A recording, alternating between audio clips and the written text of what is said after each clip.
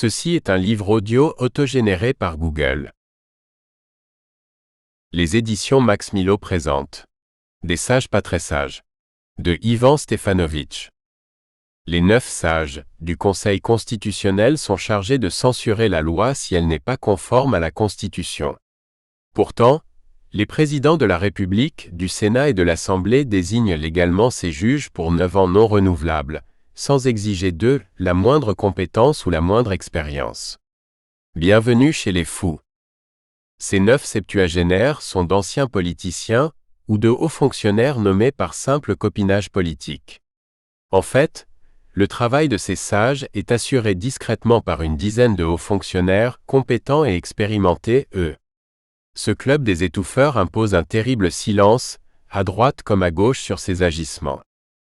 Par facilité, journalistes et humoristes les ont surnommés sages dès la création du Conseil par le général de Gaulle.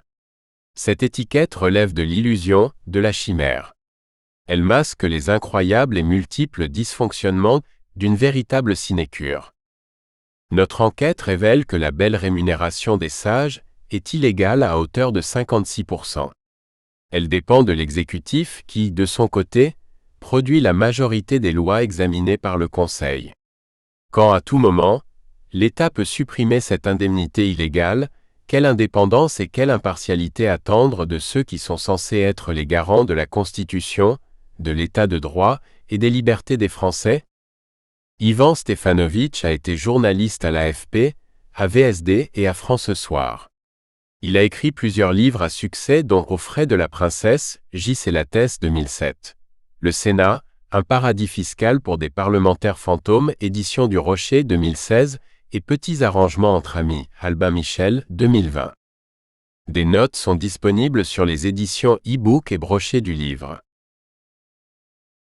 Introduction. Depuis la réforme cauchemardesque des retraites, plus aucun Français n'ignore l'existence du Conseil constitutionnel et de ses 9 sages. Le 23 avril 2023, nos concitoyens ont pu ainsi prendre connaissance, grâce aux journaux télévisés, de cette juridiction mal connue et pourtant pivot du système politique français. Pas de manifestants sous l'œil des caméras, mais plusieurs centaines de gendarmes casqués qui, habillés comme des personnages de jeux vidéo, avaient transformé le quartier du Palais Royal à Paris en un véritable camp retranché, interdisant l'accès aux magnifiques jardins et à toutes les rues environnantes. Ces militaires protégeaient les 9 sages, douillettement cloîtrés dans leur somptueuse citadelle du pavillon Montpensier, dans l'aile gauche du Palais Royal. Chargés du redoutable pouvoir de faire parler la Constitution, ces juges décident souverainement si une loi, tout juste votée ou plus ancienne, est conforme ou non. Ces septuagénaires, professionnels de la politique ou hauts fonctionnaires, ont donc pu valider tranquillement la législation sur le report de l'âge de la retraite de 62 à 64 ans. Malgré l'opposition de 70% des Français, l'absence de concertation du gouvernement avec les syndicats et la perte de sa majorité présidentielle, le président de la République, Emmanuel Macron, a ainsi imposé son rapport de force.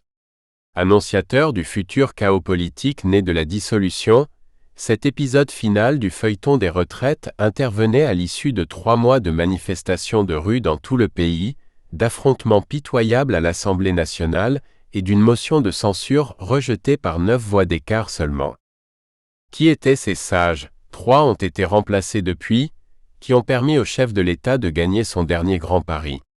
Tous les 3 ans, les présidents de la République, de l'Assemblée et du Sénat nomment, chacun de manière discrétionnaire, un sage pour un mandat non renouvelable de 9 années.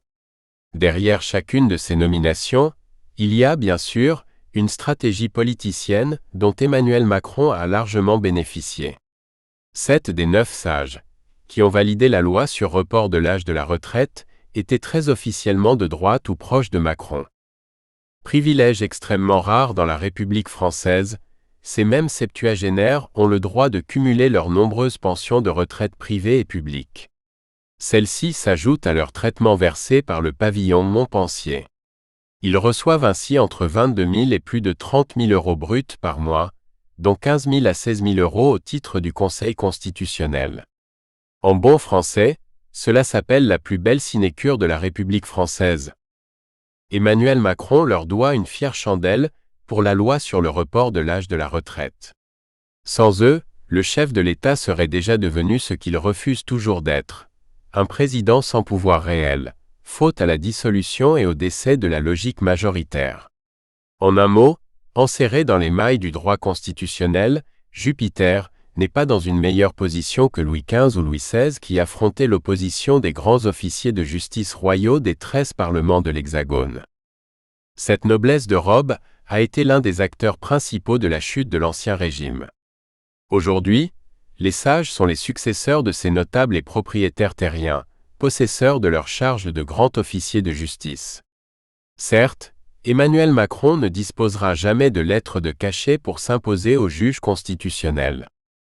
Cet état des lieux mérite un petit éclairage juridique. Comme toutes les décisions du Conseil, la validation de la loi sur le report de l'âge de la retraite repose sur un devoir d'interprétation de la Constitution. En effet, cet ensemble de 89 articles, ratifiés par les Français lors du référendum de novembre 1958 et modifié depuis à 25 reprises, ne définit notre vivre ensemble que de manière abstraite et conceptuelle, de manière presque fictive.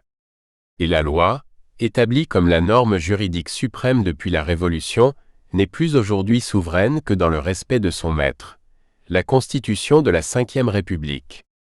Un bouleversement total du système politique français par rapport aux anciens régimes républicains et le triomphe de l'état de droit sur l'état légal, reposant lui uniquement sur la loi. Créé par le général, le Conseil constitutionnel a eu pour vocation initiale de museler les parlementaires. En droit fil avec l'opposition au pouvoir royal des grands juges sous l'Ancien Régime, ces députés et sénateurs avaient supplanté l'exécutif sous les 3e et 4e Républiques après les épisodes napoléoniens et monarchistes. Au prix d'un terrible cauchemar, l'instabilité gouvernementale chronique de 1871 à 1958. Or, depuis plus de 50 ans, le même Conseil constitutionnel s'est judiciarisé, démocratisé, bonifié, n'étant plus uniquement le chien de garde gaulien de l'exécutif, chargé de la surveillance du Parlement. Dès les années 1970, la haute juridiction s'est dotée elle-même d'une sorte de charte philosophique et politique des libertés. En fait, une véritable boîte de Pandore qui rassemble non seulement les droits de l'homme sacralisés à la Révolution, mais aussi le préambule de la Constitution de 1946 et les PFRLR, les principes fondamentaux reconnus par les lois de la République. Appelé en argot juridique « bloc de constitutionnalité », cet ensemble de normes et de références représente un formidable vivier à la disposition des 9 sages, devenus des protecteurs des droits et des libertés des Français. Certes, le Conseil constitutionnel a apporté de la cohérence à notre législation. Il a assumé un important rôle de régulateur, notamment dans les périodes de cohabitation. Par moments, il se prend un peu trop pour un 3e législateur. Cependant, le danger pour lui n'est pas là, mais dans la renaissance des pratiques autoritaires de l'état de justice royale, face aux grands juges des parlements. C'est-à-dire de l'absolutisme royal qui, détruit à la Révolution, est revenu sous une autre forme avec la Ve République. La meilleure illustration de cet autoritarisme excessif, les hauts magistrats sous l'Ancien Régime étaient réputés pour leur sagesse, patiemment acquise grâce à leur savoir juridique et à leur longue expérience des affaires du royaume. Leurs successeurs d'aujourd'hui, les sages du Conseil constitutionnel n'ont rien à voir, bien au contraire, avec les fruits de cette sagesse qui légitime pourtant curieusement leurs décisions et le surnom que leur ont donné journalistes et professeurs de droit public. En fait, les sages souffrent d'un handicap rédhibitoire. Leur sagesse apparaît complètement illusoire, chimérique, pour le moins imaginaire. En effet, l'aura de sagesse attribuée aux membres du Conseil constitutionnel ne peut que reposer sur leur expertise juridique et expérience des affaires d'État. La palisse en aurait dit autant. L'explication, la Constitution et les 2 lois organiques relatives au Conseil n'exigent aucune compétence de la part d'un candidat à un siège de membre. Et notamment, pas la moindre capacité et expérience en matière de droit constitutionnel. Leur légitimité de petite planète de 9 sages n'existe pas face au vote de plusieurs centaines de représentants du peuple souverain. En fait, notre enquête permet de dresser un tableau incroyable, affligeant, catastrophique, en un mot apocalyptique de la vie quotidienne au pavillon Montpensier. Un vrai catalogue d'illégalités, d'irrégularités et d'absurdités protégées par une véritable loi du silence. Et les mots aberration, aveuglement, extravagance, bêtise et égarement ne sont pas trop forts pour caractériser ces déficiences. Aberration. Les sages ferment les yeux sur le caractère illégal de 56% de leur propre traitement total, les 44% restants relevant légalement d'une loi organique de novembre 1958. Des indemnités illégales qui ont augmenté de 72,4% entre 2001 et 2019, contre une hausse de seulement 8,4% pour la partie légale suivant l'indice de la fonction publique. On ignore le montant exact de ces revenus, encore aujourd'hui. Ces garants de la Constitution la violent ainsi allègrement sans le moindre état d'âme.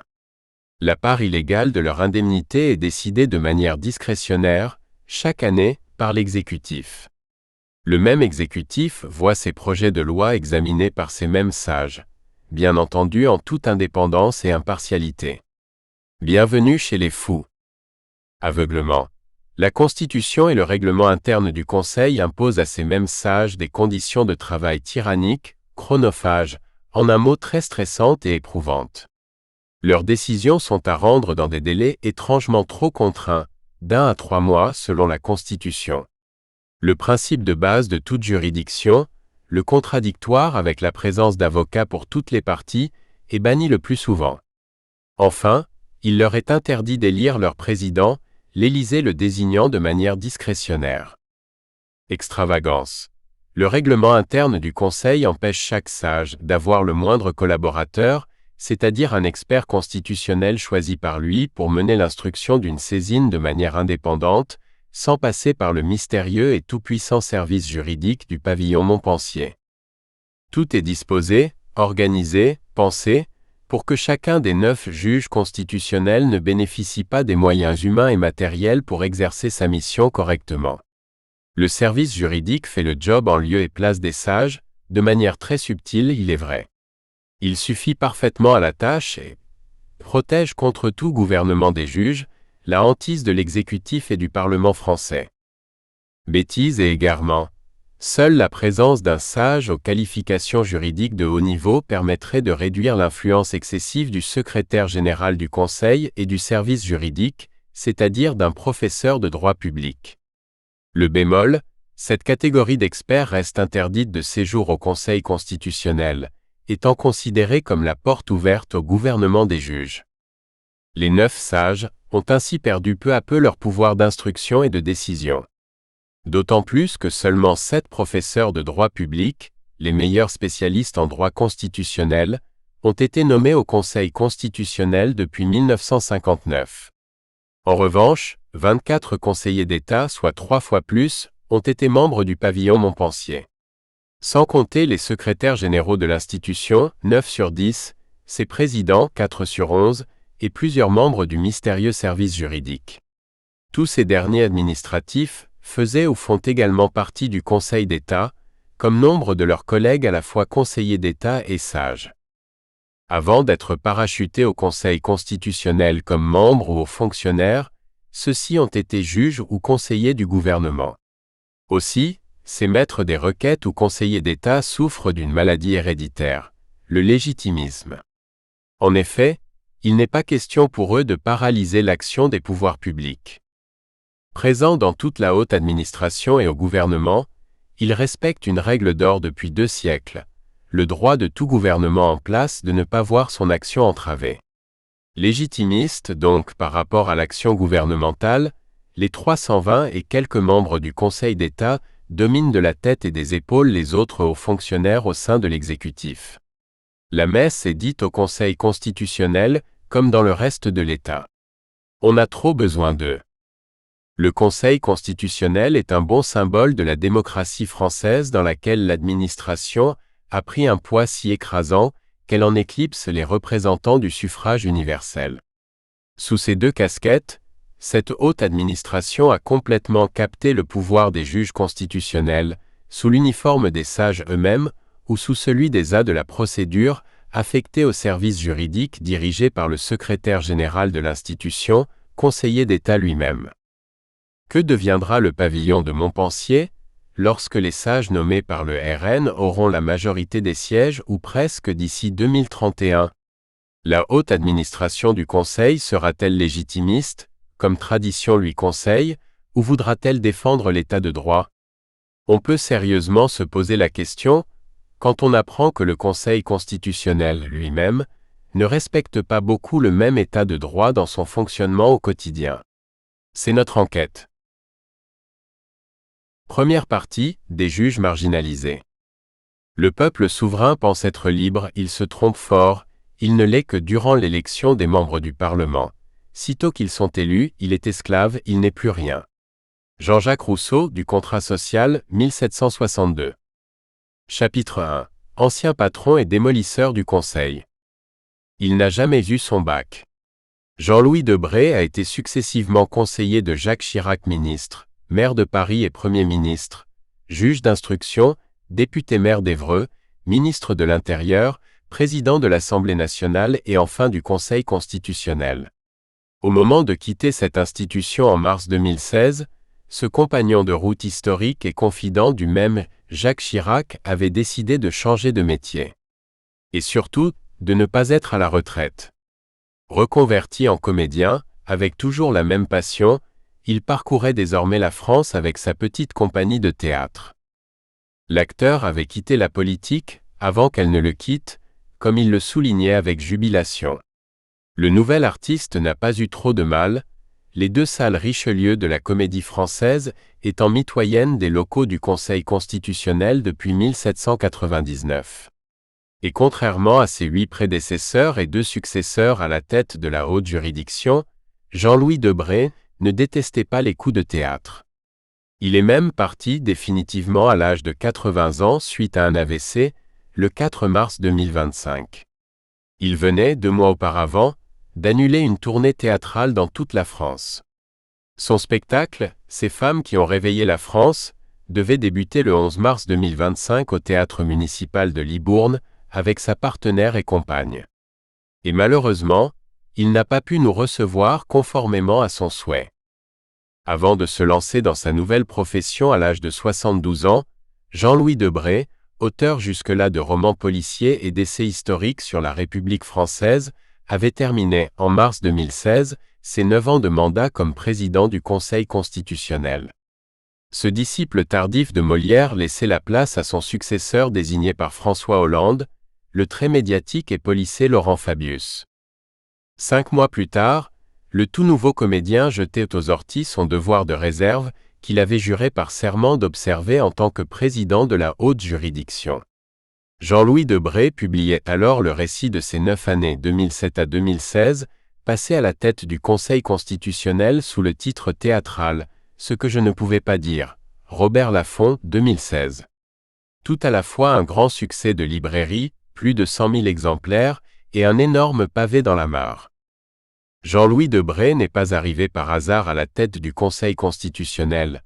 Son père Michel Debré l'avait élevé, comme ses frères, dans la mystique gaulienne de l'autorité de l'État. Comme tous ses prédécesseurs et successeurs, l'ancien juge d'instruction témoignait aussi de l'esprit de cour qui anime le Conseil constitutionnel. Ses 50 ans de vie politique et de très grande complicité avec Jacques Chirac en faisaient un candidat idéal pour diriger cette haute juridiction. Tout avait commencé lors de sa rencontre avec Jacques Chirac, en 1967, à la terrasse du pavillon VIP de l'aéroport d'Orly. Tous deux y attendaient le général, au retour d'un séjour médiatique au Canada. Vive le Québec libre. Chouchou de Pompidou qui le surnommait son bulldozer, Jacques Chirac, tout juste élu député de Corrèze, avait été nommé dans la foulée secrétaire d'État à l'emploi du 4e gouvernement Pompidou. Ce jour-là, Jean-Louis, âgé de 23 ans, accompagnait son père, Michel Debré, ministre de l'Économie et des Finances, et l'un des créateurs de la Constitution de 1958, venu accueillir le président de la République. Le coup de foudre fut immédiat entre les deux hommes. Le fils Debré et Jacques Chirac, de 12 ans son aîné, sont restés depuis lors inséparables jusqu'au décès de ce dernier en septembre 2019. Durant toute la longue maladie de l'ancien chef de l'État, Jean-Louis Debré n'a cessé depuis 2011 de rendre visite chaque semaine à son ami de 50 ans. Une fidélité rare en politique. Le chouchou de Jacques Chirac. Jean-Louis Debré a occupé les plus hautes fonctions de l'État, avec le soutien constant de son ami devenu président de la République en 1995. Sans lui, rien n'eût été possible. Sa nomination à la tête du Conseil constitutionnel en reste le meilleur exemple. Elle ressemble à celle du premier président de la haute juridiction, Léon Noël, un peu moins à celle de Pierre Mazeaud et à celle de leur successeur d'aujourd'hui, Richard Ferrand. Chacun d'eux a été plus qu'un proche, un confident, une sorte d'éminence grise d'un locataire de l'Élysée. C'est-à-dire du général, puis de Chirac et enfin d'Emmanuel Macron. Le général a mis en place un système efficace, même utile, mais pernicieux. La France reste le seul pays au monde où les 3 plus hauts personnages de l'État disposent d'un pouvoir monarchique et quasi discrétionnaire en la matière sur une des 3 cours suprêmes du pays. On se croirait presque sous l'Ancien Régime. Les présidents de la République, de l'Assemblée et du Sénat nomment chacun 3 des 9 des membres du Conseil constitutionnel. Mais ce n'est pas du tout. Le chef de l'État désigne aussi parmi eux le président de la juridiction et son secrétaire général, numéro 2 du Conseil, toujours lui, dans les rangs du Conseil d'État. En tant qu'ancien militaire, le général se méfiait comme de la peste du gouvernement des juges, que les politiques se plaisent aujourd'hui à dénoncer sans cesse. Son objectif, faire en sorte que la procédure marginalise les sages, incompétents pour la plupart, au profit de technocrates expérimentés en droit constitutionnel et légitimistes. La bizarrerie du processus décisionnel d'interprétation de la Constitution par rapport à la loi ressort avec évidence de l'ouvrage de Jean-Louis Debré. Il s'agit de l'inévitable et terrible contradiction entre la nature politique de la juridiction et son rôle également juridictionnel. Cette dualité schizophrénique, l'ancien président du Conseil la cache maladroitement derrière la violence de son écriture conçue, dit-il, comme un exercice au quotidien à la façon d'un pianiste qui fait ses gammes. Dans sa préface, il tente de se dédouaner. Son ouvrage ne constitue pas des mémoires, mais un témoignage saisi en quelque sorte sur le vif. Un drôle d'aveu. À aucun moment, ce confident de Jacques Chirac n'aborde la question clé de la compétence dans les nominations au Conseil constitutionnel. Une interrogation taboue qui dissimule l'obsession du général.